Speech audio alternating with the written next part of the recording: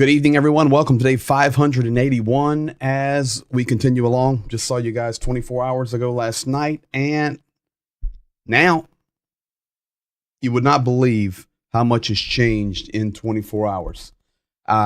It's actually kind of crazy to see what's unfolded. In fact, tonight I've got some answers to some of your guys' questions there. Let me say hello to everybody first. King Raccoon, as always, welcome to you, my friend. Jeffrey Burnett, one of our moderators out there in California. I think JDO is Illinois. I think so. Chuck Pinkham, San Jose, Rick Berry, Slava Ukraina.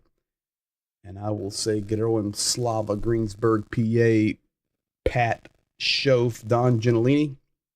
Greetings, folks. PG, extraordinary job getting the real news to us before major networks. A lot of corruption being reported, but not in the Ukraine. Yes, sir. A lot of interesting things we're going to discuss tonight.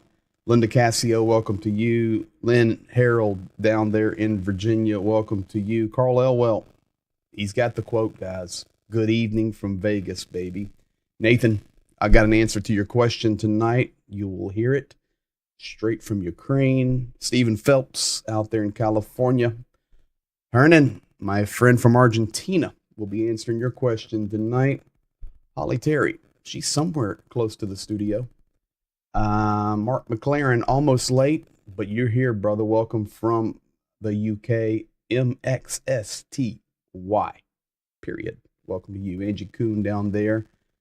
Pittsburgh, Greensburg, welcome to all of you guys. So, tonight I've got so much stuff, and it's directly from Ukraine. A couple of the questions that came up during the stream last night, I told you, I wrote them down. I'd get the answers. I've got them, and we will get to those. Additionally, I've got some comments in regard to those from Zhenya, and it's possible he may join us live. He was working late, typically, and if he hasn't fallen asleep, it's 4:03 a.m. there. I'm watching the screens over here. He may jump in. We're going to talk about Germany tonight. Totally not impressed with Schultz. TNYT. You'll have to teach me the internet jargon there, Mark. He was doing so well, stepping up, making himself a big voice in Europe. Yeah. Listen, it's going to continue. It's going to continue tonight. Thank you, sir. It's going to continue. So we'll get to all of that. Thank you for being here. Thank you for sharing, caring, liking, commenting, all the things that you guys do. I can tell you our Navara in the shop today, getting the brakes all done, the calipers all redone. We're ready to hit the road hard during the winter because it's going to be very, very tough. So let's get started. Let's start with good news, and that is Klishivka. Ukraine is getting the strong position there. They're also, let me show it to you this way. So you can see Bakhmut at the top, and then that's the Ivanivsky road that comes from Konstantinivka. And of course, Ukraine trying to push into the city, but they really can't push into Bakhmut city, but they can effectively hit Bakhmut and also secure positions on the north and the south. So Klishivka, about 6 kilometers south of Bakhmut, is very key to that. And they're starting, after about 3 days of battles, they're starting to get a stronger position on that northern side near that railroad depot. Additionally, on the south near Shumi, that's the bottom box, Ukraine making a good push there. But I can also tell you tonight, and I'm going to go to the map for this, I need to show you something here. This is important. This is important. So, Bakhmut right here, Konstantinivka, Klishivka, which we've been watching for a few days. If you come down, Kurdyamivka, they're trying to push on this, but there is a road right here. Do you guys see this on your... Sorry, let me go all the way in here. Do you see this road right here? The TO513? And hooks a left and it runs into the city of Gorlivka. I know it looks like an H, but it's pronounced with a G. It's Gorlivka. Gorlivka is a big city. Big city. And in fact, one of the guys that was from Ukraine that I was with in DC, that's his home city. We were talking about Gorlivka. It's destroyed. Well, the thing about this road right now is you see this blue right here where Ukraine is pushed. So Ukraine now has the ability to keep this road, which the Russian forces are using, under artillery fire. They're able to shell it effectively. Somehow they've gained a position because this road here is actually up on a higher land. You can see right here, 236 meters of elevation, 278. Okay, so you guys come here for geography. 278, 236. This road is tucked on the inside of a hill. It's very protected from the landscape. But Ukraine has now gained the position they needed to be able to shell that road. And that is a very important supply road from Gorlivka all the way up to Bakhmut right there. So this is very, very good. Most people would look at it and go, well, listen, it's only a few hundred meters or a kilometer. It's nothing. Why can't they do it? It's because of the terrain. There's a big hill and there's a steep cliff and the road is tucked inside of it. It's a beautiful road if you're in the red zone for protection, but Ukraine able to hit it. So that's really good news for tonight. We're happy about that. I want to show you guys, of course, you know, Kherson, and I'm going to show you guys something here. I'm going to show you terrorism. Okay. So Kherson right here, and Kazatsky. If I go over here, of course, this is Kherson here in the big gray, Andrivka. And all of these cities we work in, Ivanivka, Taginka, Lvov, Berginka, and you get to Kazatsky here. Now, if you guys remember, this is right beside the Novakhovka Dam that's been destroyed and on that bridge. Remember, I was sharing with you guys that Zhenya was delivering water because Vesely was completely out of water. We were carrying the containers. That was that village. Well, Kazatsky is the village on the other side of the highway. And this village as well, struggling, being demolished. We're running supplies to both of these villages now. But I want to draw your attention to Kazatsky tonight for a particular reason. I'm going to go to the satellite and I'm going to come in on something and show it to you. So there's the Novakhovka Dam. This is old images. It's destroyed. But if you come here, there's Vesely. There's 47. And here's Kazatsky. Now, I'm going to come into here. And even if you're on a phone or a tablet watching this, you should be able to see this pretty well. This is a grain storage, and the ships pull up to here because this is a deep water access on the lower Dnipro, and they take them out to sea. So this is very important. I don't know if I can get a street view of it, but we can try. No, there's no images there. All right, so let me get you off that before I make you sick. So that's Kazatsky. Well, what happened? I'm going to show you what happened, and it's just this terrorism right here. This is Kazatsky, the image I just showed you location. You can see the bam. 4 500 kilogram guided bombs were dropped. That's the first 2. One's going to miss a little bit and hit the river, and the third one will hit there. And I'm not sure it missed. I think they took out the loading area, to be quite honest. Well, of course they did. And that was filmed from across the river by a Ukrainian, and it's now gone. So you tell me,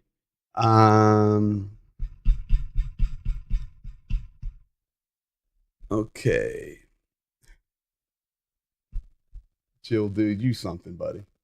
I'd love to know your news sources. I really appreciate you.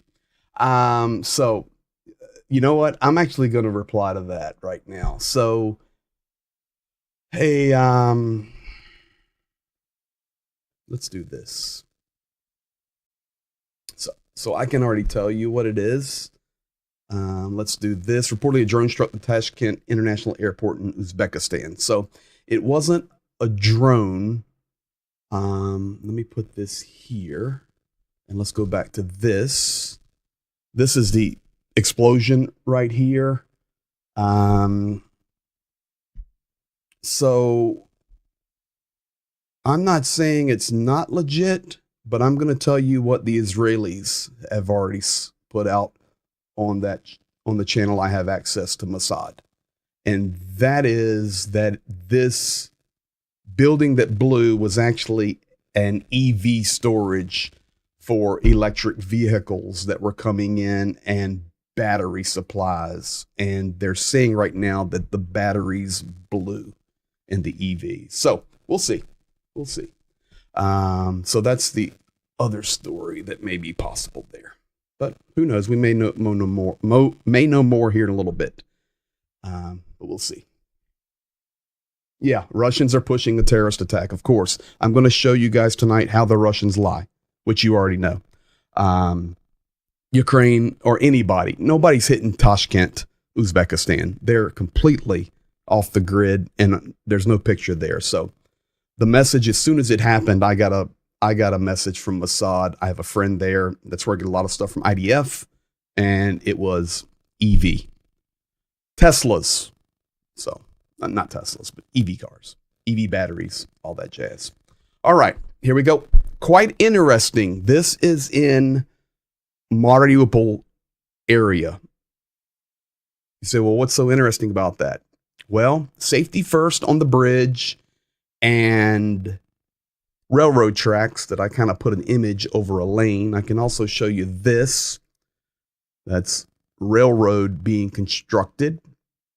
It's the same person that took these pictures and out of the car window and we got them. Okay. So what's going on? Russia is currently building a railroad for supplying Donetsk. If you look at the map there, it will begin in Rostov-on-Don. It will go through Taganrog. It will then come into Mariupol. It turns right and goes up to Donetsk. It's being built right now, and they will build it quickly. They're going to use it for supply running because the Kerch is not safe. So there is a couple of reasons why they're doing this. A, the Kerch Bridge has been proven it can be hit. B, sea drones cannot hit the railroad. Little humor there. And repairs, once it's hit, will be quicker for them to come in, replace a section of railroad than replacing a segment of the bridge. So I can tell you this. I'm going to show you this video. This is a guy watching Kerch today from Russia, but he's Ukrainian. He's in Crimea. He's watching the Kerch Bridge across the bay. And he's going to flash to a picture on the, he's going to flash to the ground and you'll see a t-shirt there. The t-shirt is very bad language, but it says very bad things to Russia. The guy is saying, I'm Ukrainian. I'm here in Crimea because today there were major alerts. The Kerch Bridge traffic was stopped. It was shut down. There was an imminent threat upon the Kerch. This is another reason they're putting this railroad in, and it's going to ensure that their supply lines can go through without the danger to the bridge. So here's the video, and the guy All he did was stand there watching the Kerch. He was expecting an explosion, but the T-shirt. The point being of showing you this, it's a Ukrainian in Crimea, where there are millions of Ukrainians that are under occupation. So there's the Kerch. He's looking across the Azov Sea. I will not translate that, but it's pro-Ukraine and pretty strong language against Russia. So he literally was standing there for hours just filming because it was imminently expected. So that's where we're at. So for me, yeah. That's Daily Mail's report.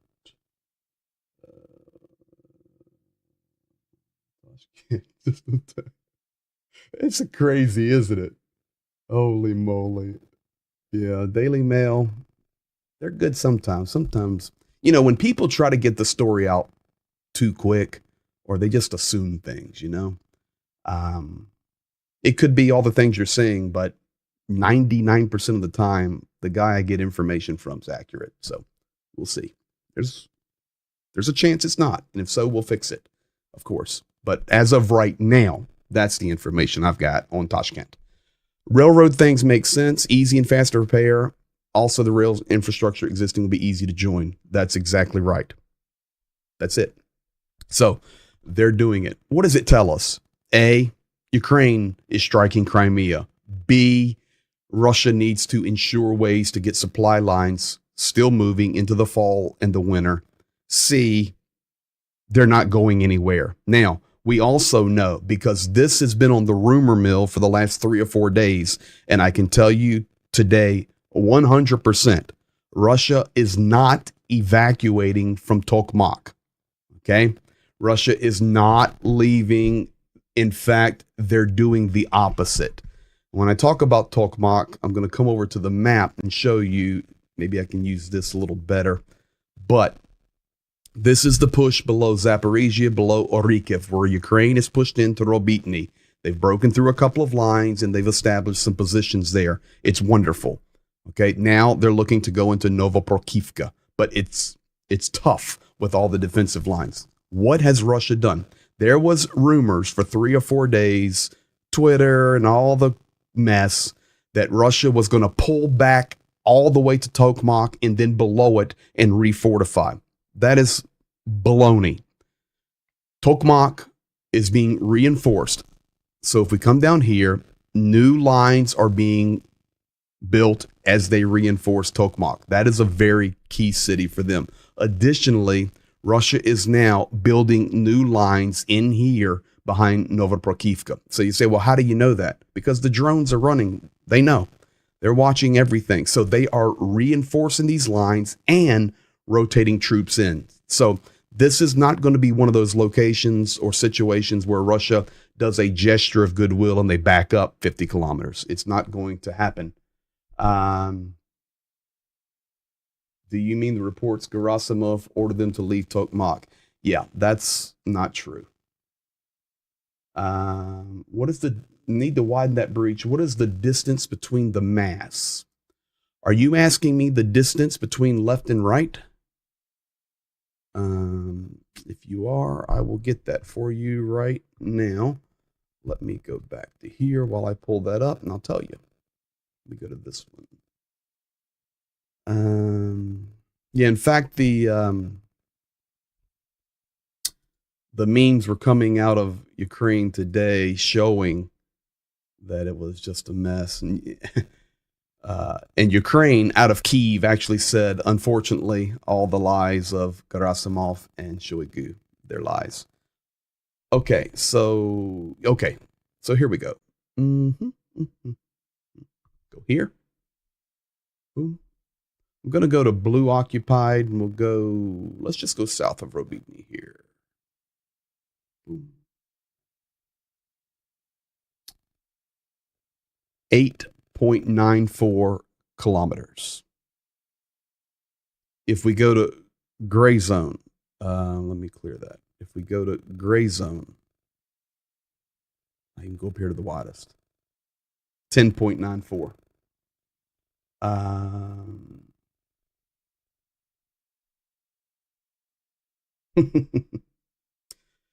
that's exactly Ricochet. Let me put that up there so people see what I'm talking to you. A pinch point or encirclement. It's a possibility.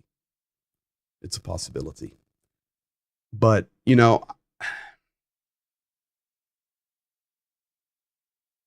okay. So listen, here's the reality. It's fantastic. But folks, it's September the 27th. It could be snowing in 2 weeks.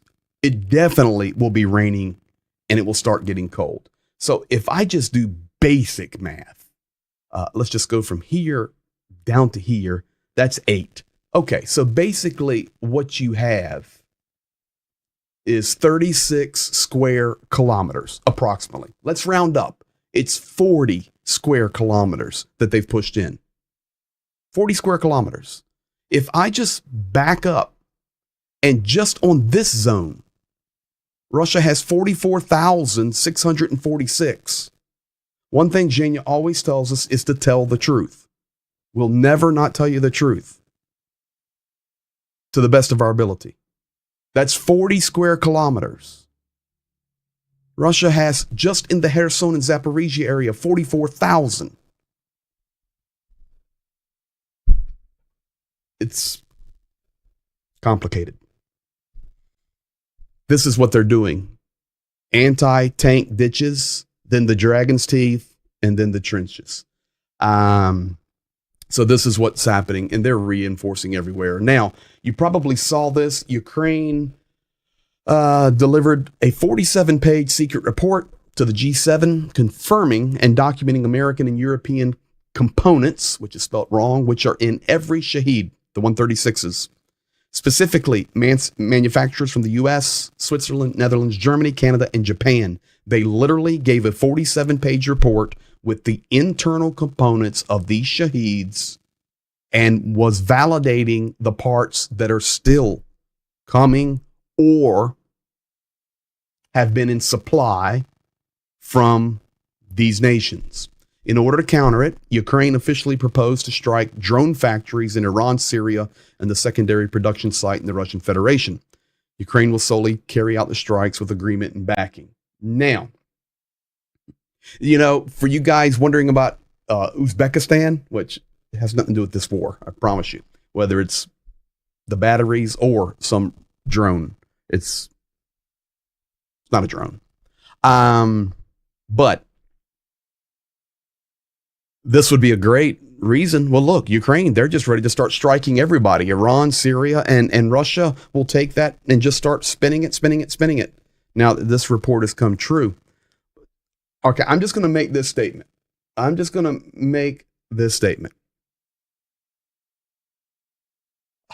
I support Ukraine basically with my life. I will be heading back over there. I stand with them. I support them. You support them. We raise money. We help civilians. We help military. We do it all together. All together.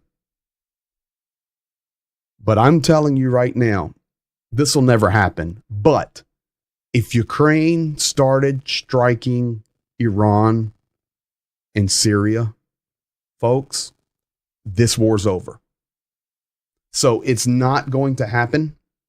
Right now, the war of attrition, yes, it's killing a lot of Ukrainians and Russians, but right now, weapons are being shipped to both sides, but Ukraine is really doing a good job holding these lines, and we'll see what happens. But now sabotage, that's fine. Working behind the scenes, whatever, partnering with another nation, no problem. But if they fire a missile at any of these nations, it's over. Over. If they hit Iran, Iran would come running. So that's ignorance. No way would I ever support that. However, I do support the information they delivered, that they're fighting a war, receiving supplies from the nations they listed, but at the same time, they're being attacked with drones that have equipment. Not that it was sold yesterday, but they were making them aware. it's still there. They're making them. These are new drones. It still has the equipment of nations such as America, Japan, Canada. So we will see. That's what we're at on that. That's today. Now, you guys familiar with Cosmolot Airlines? No. Cosmolot Airlines right here. Cosmolot is actually a Ukrainian company that is into high tech, AI, all that stuff. This is their LinkedIn. You can see the C there in the Ukrainian colors. It's a Ukrainian company. So they have sacrificed a massive portion of their income to build a fleet of drones that are silent. They put the money into it. They put the research. They paid for everything. They bought them. They equipped them. Everything. These drones fly silently, and they are able somehow to guide these shells, and I don't even know what the shell is, that is dropped. Instead of me talking about it. So now, I'm just telling you ahead of time, this is just coming out. So now they're known in Ukraine as Cosmolot Airlines. And here is one of the maiden voyages. They drop that, and then they guide it. It's going into a home where you can see the enemy running. No bad scenes here other than. So blue and yellow with the munition. Now, that is absolutely phenomenal.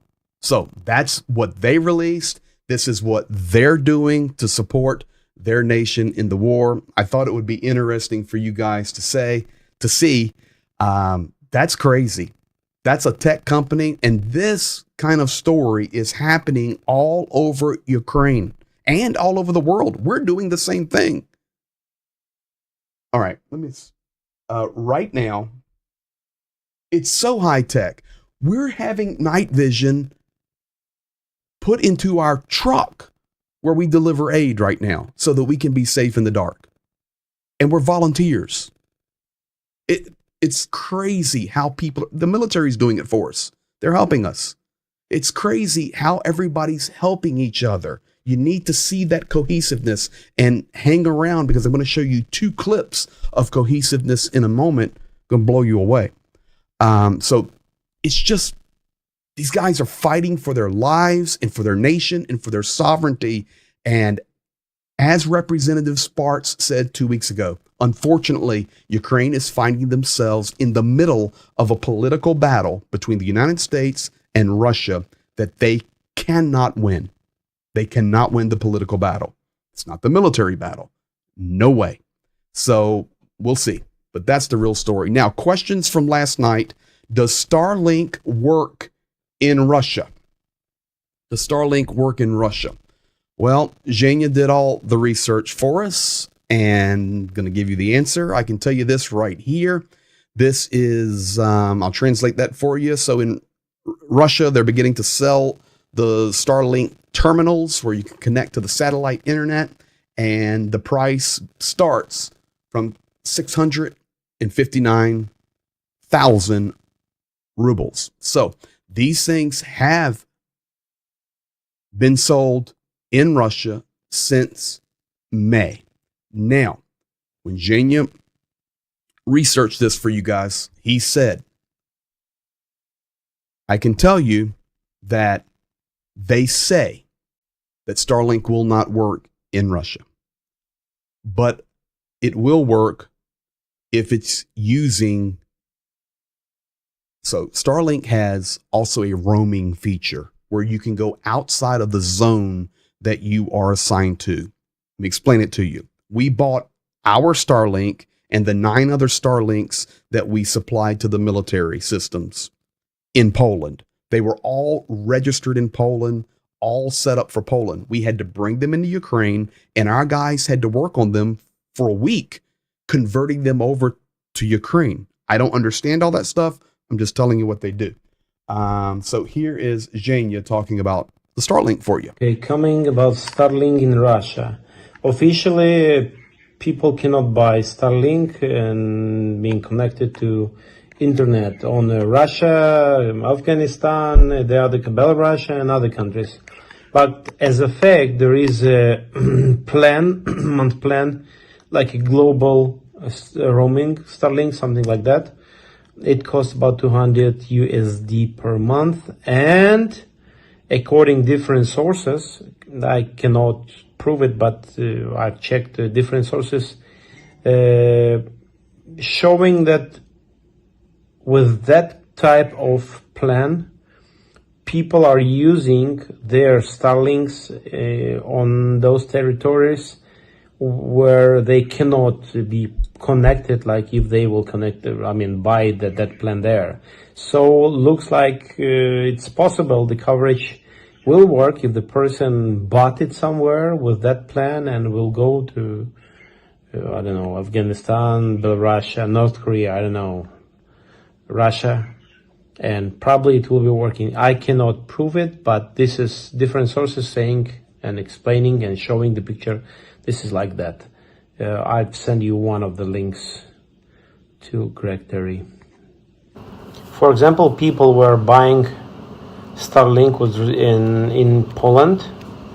Was the registration in Poland, and were using it in Ukraine if they were activating the other plan, a little bit more expensive plan, and it is working, the mobility working. So I think it's easy to imagine that with a much more expensive plan, it will be working everywhere. My thoughts. So there you have it. Now, this is a really good question because I can answer this one. Also, Starlink may or may not work in Russia. So our information is that we would provide and feel it's comfortably correct is if they put it on the roaming in a different nation, probably so.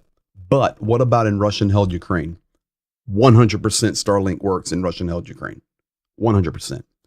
We were embedded 800 meters from Russian positions, right on the occupied line, and running Starlink smoking. There's no way it changed in 800 meters because nobody knows where that front line is. It's not like there's no line on the ground.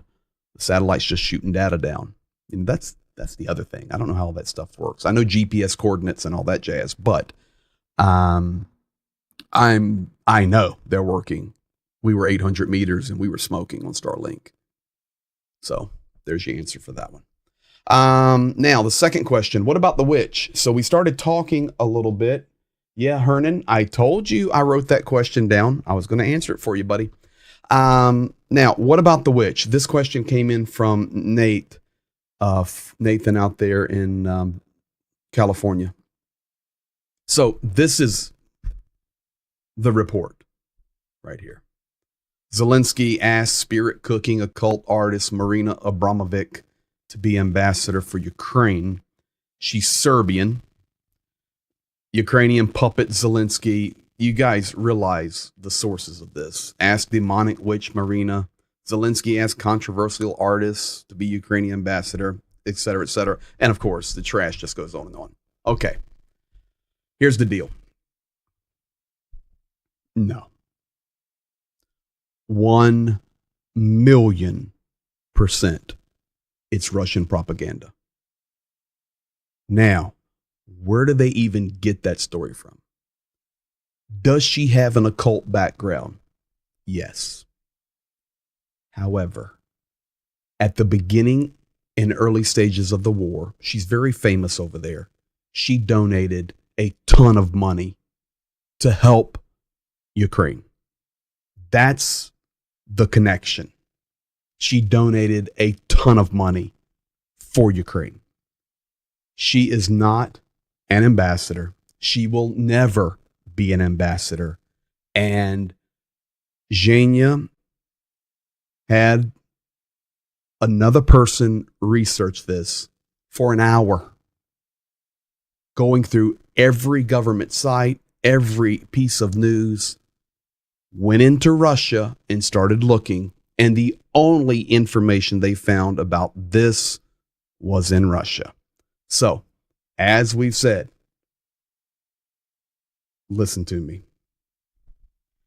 Do not believe anything you see anywhere until it's validated. And if we miss things, we'll come back and change it, but we try not to. So those two questions from last night, hopefully that helps you. And listen, guys, if there's like important questions, I mean, I can't answer everything or have the guys over there running around looking, is there a rock in Vinica that's yellow? No. But like real important questions like that, just pop them in the chat and we'll try our best to find out the answers. These were topics that multiple people were interested in. So there we are on that. Now, this winter will be different. This is the new Defense Secretary, Rustem Umerov. And basically, this was his quote today. This winter will be different. He then stated, each time we are struck in our energy facilities, there will be an immediate and equivalent reply. The bottom line is Ukraine has some supplies now, whether it's Storm Shadows, HIMARS, other systems where they can actually respond. And now the precedent has been set. You do realize Ukraine is striking Russia, whether it's through third party, military behind the lines, or Ukraine striking across in some of these close areas regularly. So the world is desensitized now to Russia being hit. Of course, Crimea, they've got to liberate it. Unfortunately, they have to tear it up. So the world is desensitized to that. Remember, early in the war, United States, other nations saying, listen, don't you dare touch sovereign Russian territory. Don't you dare. And they want to even limit the range on supplies that will be sent. Listen, those days are over. Ukraine has slowly desensitized the world to having to strike on Russian territory, which is absolutely their right. You strike ours, we strike yours. You punch us in the face, we punch you back in the face. So this guy, a Tatar, he says, you hit us in the energy, we're going to pop you right back. So gonna be very, very interesting.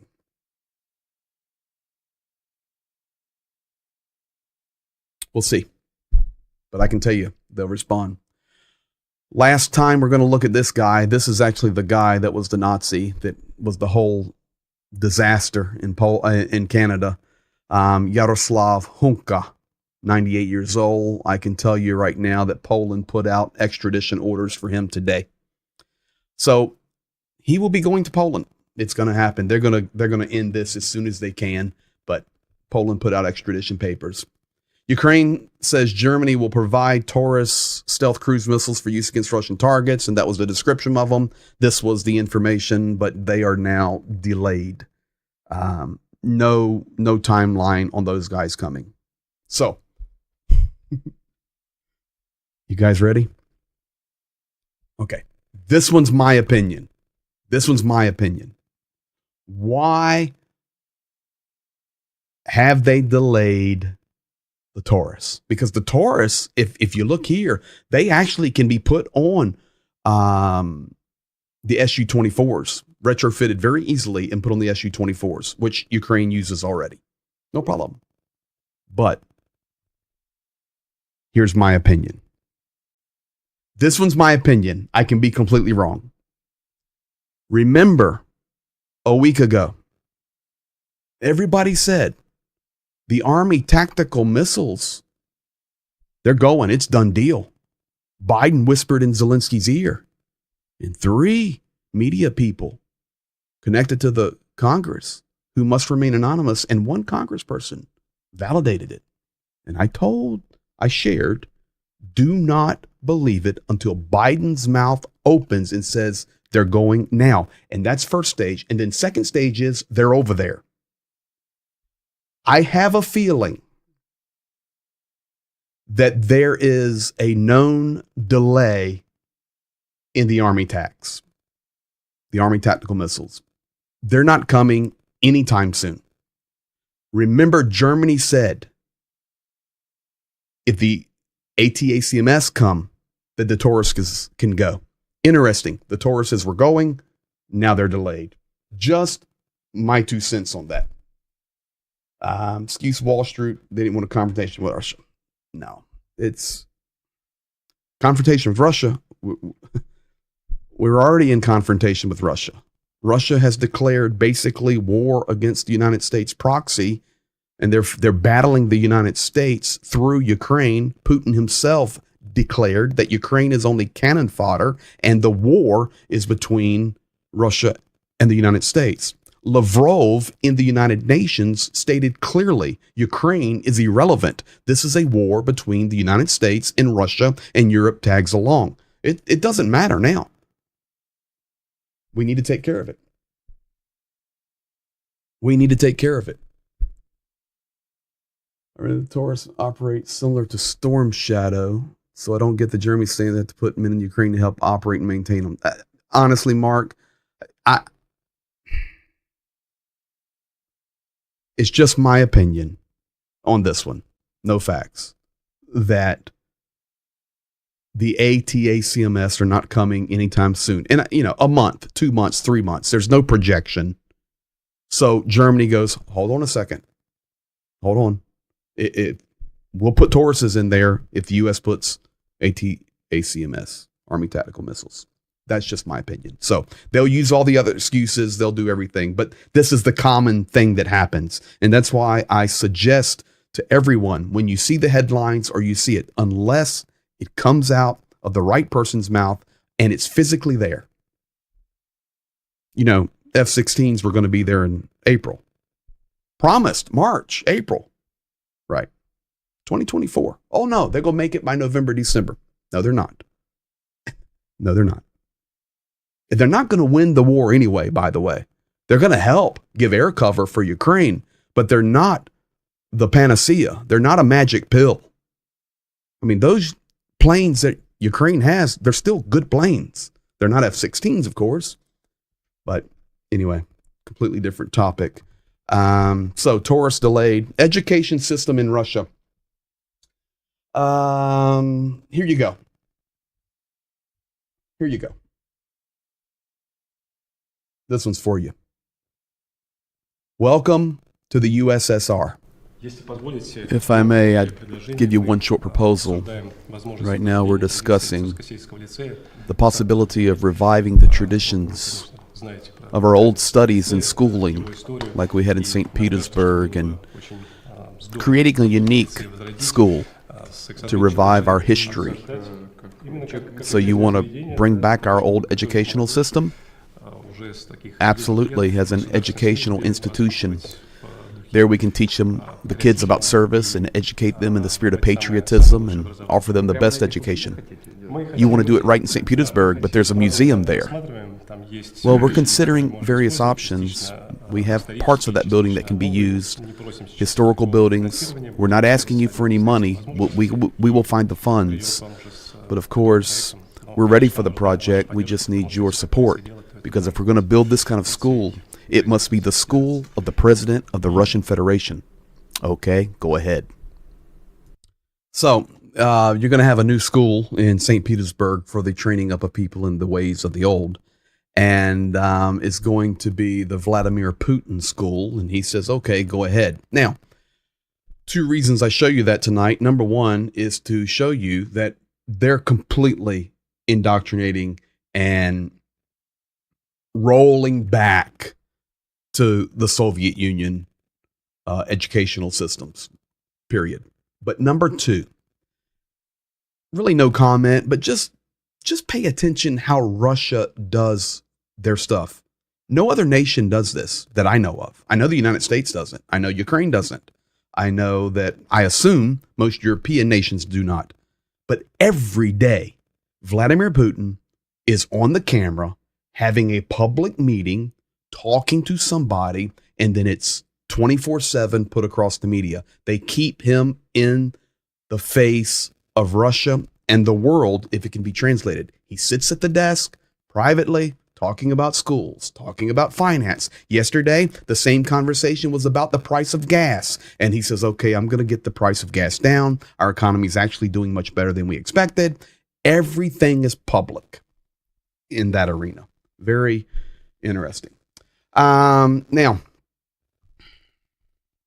exit. I promised you guys a couple of videos tonight that you would not want to miss. I had that image in blue and yellow. So I'm going to share this with you. I'll translate a little bit of it. There's quite a bit of language in it that most of you do not understand, and I will not translate that. But here's the bottom line. Ukraine does not leave any of their soldiers behind. I think this will be an encouragement for you guys, knowing you're supporting heroes that understand the value of each of their comrades and their friends' lives. So here it is, getting a wounded friend off the front line in a very dangerous situation. This is from Azov. Привет, пацаны! He's saying, hurry up, let's go. Пацаны, кого эвакуировать? Who are we Что evacuating? помогать? Who needs the help? Аспирина? Аспиринчик. Все, я готов.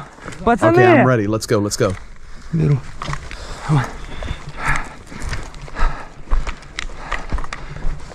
Look how Процент open зипу на this is. зв'язок. Of course, all the trees look like that they're leveled. Все, погнали. The soldier's okay. He makes it. He took a little bit. Здесь, за это уже No надо брать. worries there. I'm not going to see anything graphic. Погнали.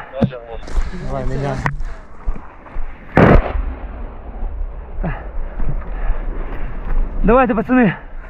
Быстрее, быстрее. Come on, we've got to Отдыхай, go будем quickly. блиндажи. We can't stand here.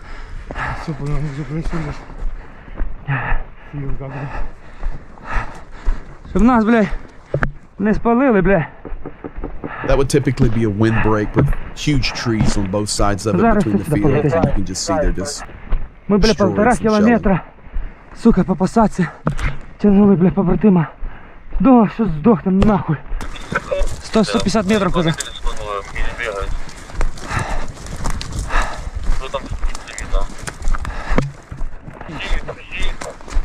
Now this is a Russian tank. This is lines they took.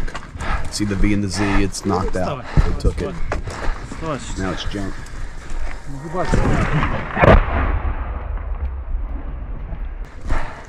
Сука, все горить, блядь. Colorful Быстро, language. сука. Горя. Калаврат, ти, братан? Давайте, пацани, ще чуть-чуть. Come on, let's go. Come on.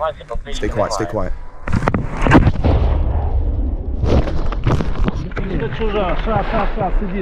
А? Какой? Блядь, брат... Get off the road. Get off the road. Держу.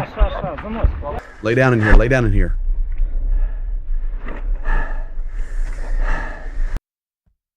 So that's reality right there. That is reality. Soldier's fine. They got him out. But just look at that. No cover. And they go get their wounded friend. That's the army I want to support and stand with. It's fantastic. So, good stuff there. Let's see. Mr. Terry, what would you estimate the death toll to be, adding up civilian soldiers from both sides?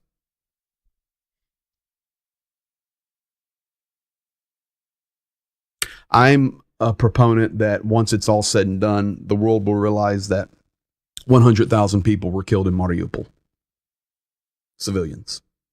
So you can start there. 250.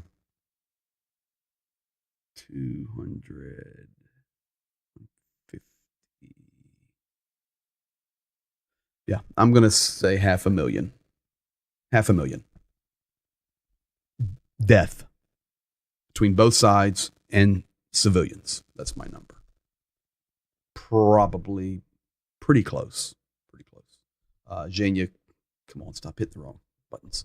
Zhenya could definitely help us with that. Hope y'all enjoying the show there. I've got too many buttons.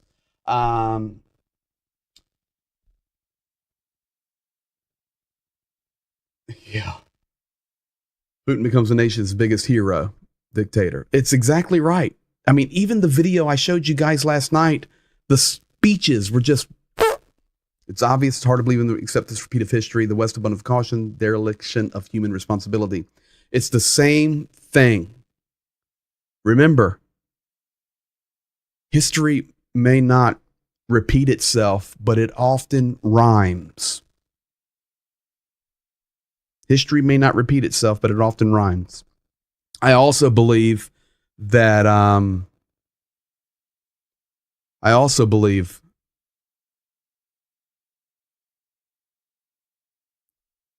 that the education systems in the United States, Europe, and other places where we have allowed history to be not taught properly, some instances rewritten, has caused this to happen. It's tough. It's tough. Rick Barry, you're all good, buddy. We love you. That's our Vietnam veteran. He faced a lot of what I just showed you. All right, so there's that. I did see the question there, JDO. I'm going to write that one down. I'll ask Jania. I read yesterday Russia will stop oil shipments to outside countries for oil gas. Is that true? My initial answer would be no way. Are PZ and the team safe from being drafted? No, nobody's safe from being drafted up to 65 years of age now.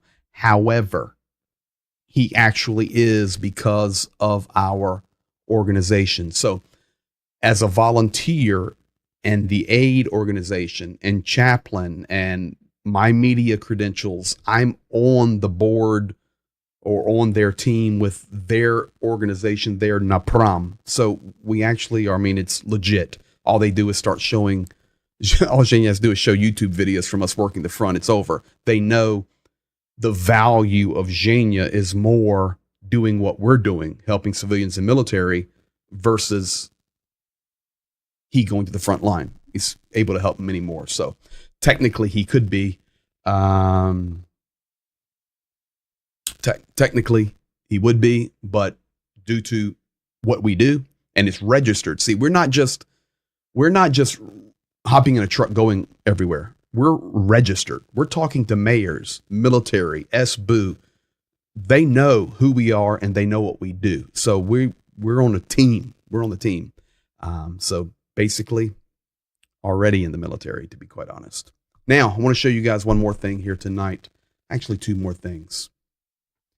I'm going to voice this one over for you. It's already done.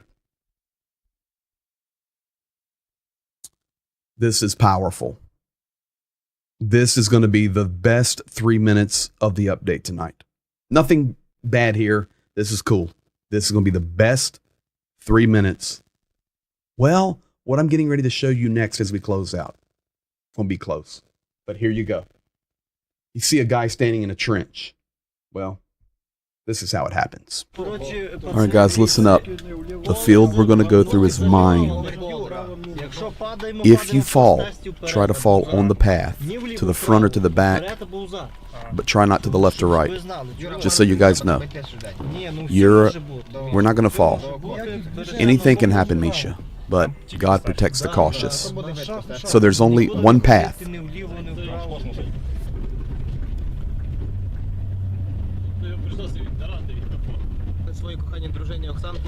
I want to send greetings to my dear wife Oksana. She's going for ultrasound tomorrow, and I'll find out if we're having a boy or girl.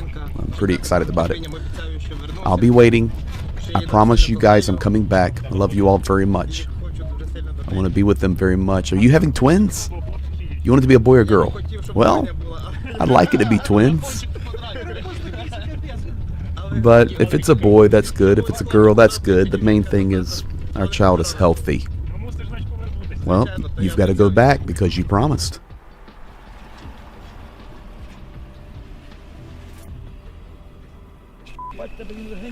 Oh, you got a light backpack.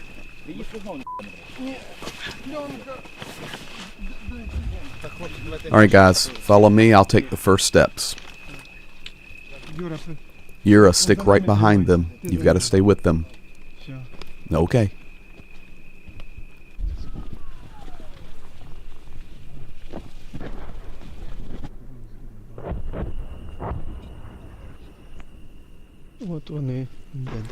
The enemy's over there by the trees, the separatists, the Russians. And from here, I watch them through the scope, the night vision. How far are we from them? About 150 meters. We can hear their voices. We can hear their equipment when they're driving. We communicate quietly over our radios. It's not far at all. If the enemy drone is flying, we go immediately into cover. They're always throwing grenades at our positions. In fact, the last 3 or 4 nights, very strongly. They also now do it during the day, throwing the grenades on us. That's why we've adjusted to dig only at night. But even then, they're flying over us, and we listen to their radio. We can hear them when the drones are coming. We hide ourselves, camouflage ourselves, get into the trenches. But these interruptions slow down our work. Does it affect you significantly? Oh yeah, it really slows down our engineering work. But anyway, we don't stop. We've dug all of these. We've dug the lines right in front of them under their noses, and we will continue to dig and fortify.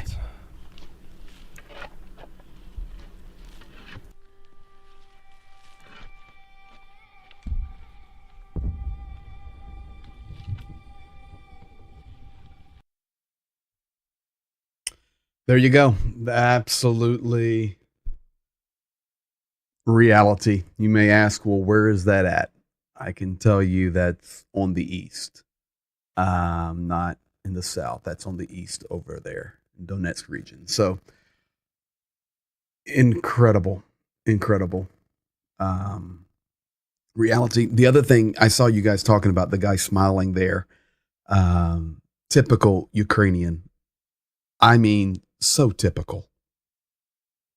In a troop carrier, going to get in the face of the enemy, laughing, joking, talking about his new babies that are coming. Typical.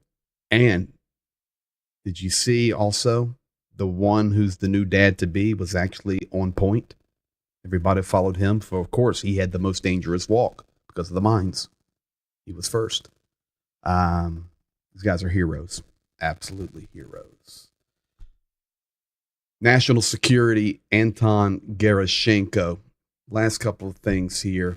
Folks,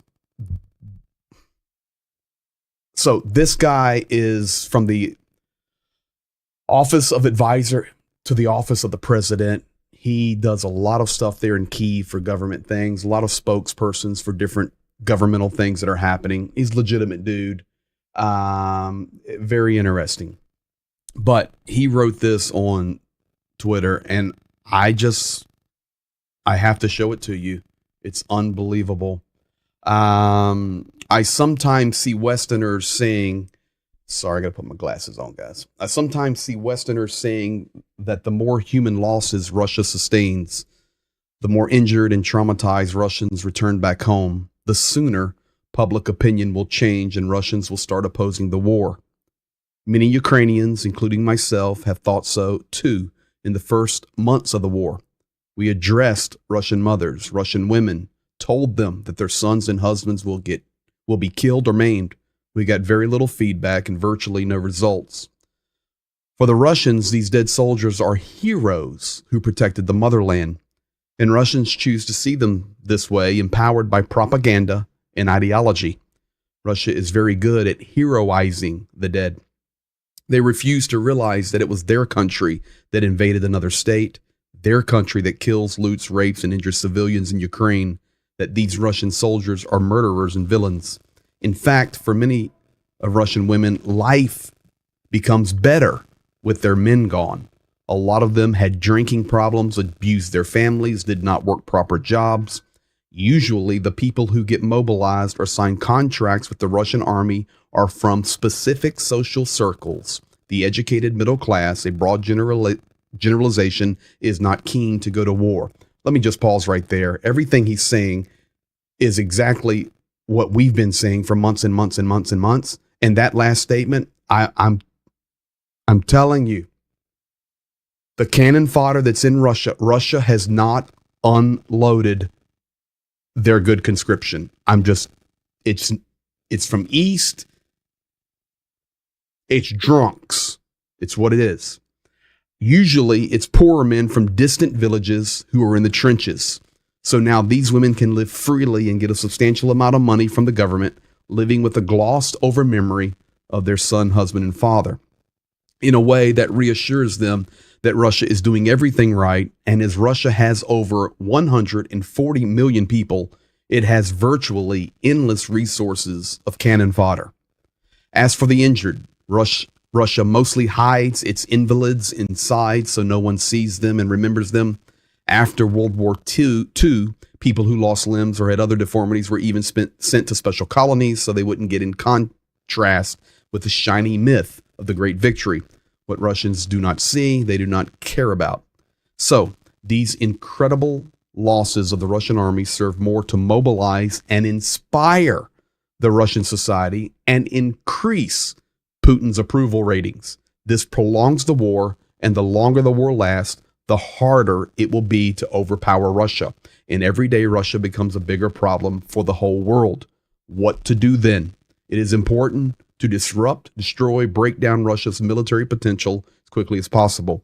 That is what Ukraine is doing with attacking plants that produce military goods, breaking down logistical chains, taking down headquarters, and so on. That's why it's important for Ukraine to get long-range missiles. ATACMS, Taurus. Another crucial thing is combating Russian propaganda. It is the source of war and a huge part of it. Russian propagandists are war criminals. Severe personal sanctions are needed not just against the most known figures, but against everyone who serves that machine. Folks, let me tell you something. That is the truth right there. Anton Gerashenko, 100% a Ukrainian politician, an advisor to the office of president.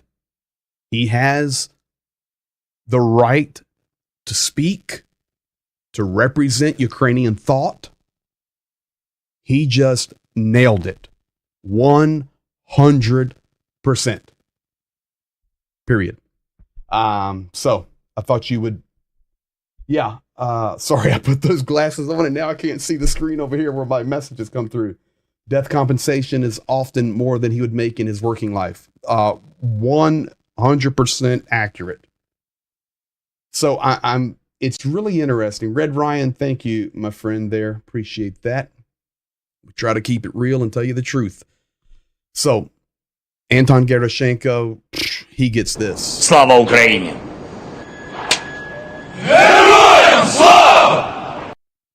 Now, that leads me into the final thing for tonight. October the 1st, that is coming up in a few days. President Zelensky ordered today that it will be a national day of remembrance, and at 9 a.m., the entire nation will shut down for a minute of silence and reflection and thanksgiving for the heroes who have given their life to save Ukraine. It will be October the 1st at 9 a.m. We, of course, will have stuff on it, I'm sure, but here, I've got the Day of Remembrance video from United 24, and I voiced it over for you. Here it is. This is powerful. They gave their lives so that we could live freely. On the 1st of October, 9 a.m., that time the entire Ukrainian nation will stop. All cities, all cars, all people, in a moment of silence, to honor those who have died defending our country. We will never forget their sacrifice. Heroes never die. Day of Defenders National Minute of Remembrance, October 1st, 9 a.m. Powerful. So, folks, that's as much truth as I can give you tonight. That's where we're at. I'll check the air raid. Let's see. Yeah. 99.9% electric vehicles, batteries, and all that good deal. We got another update on that. So we'll see. I'm confident of that, though. Finally, air raid. Where are you at, air raid? I'll check it for you before we sign off. Hey guys, thank you for being here tonight. Really good update. And good. So we're quiet. Those are typically red there. So Donetsk for sure, Lugansk, but Zaporizhia, something's going on, but we're good. So thank you guys. How many have died? How many Ukrainians? You're welcome. So at Surefire, I think the number is 500,000, but if you're asking for Ukrainians military, bumping 100K. That's pretty accurate. Thank you guys. You guys be blessed. Appreciate all of your comments, everything you do. Thanks for sharing, telling others. And King Raccoon, I'm working on Contact with Geopolitics. We're going to do a co-stream with Zhenya. Going to be awesome. And looking forward to it. Thank you guys for all that you do. Be blessed. Something happens or goes sideways before Friday, we'll be here. If not, see you Friday night, 9 p.m. Eastern. Be blessed and have a good night. Слава Україні!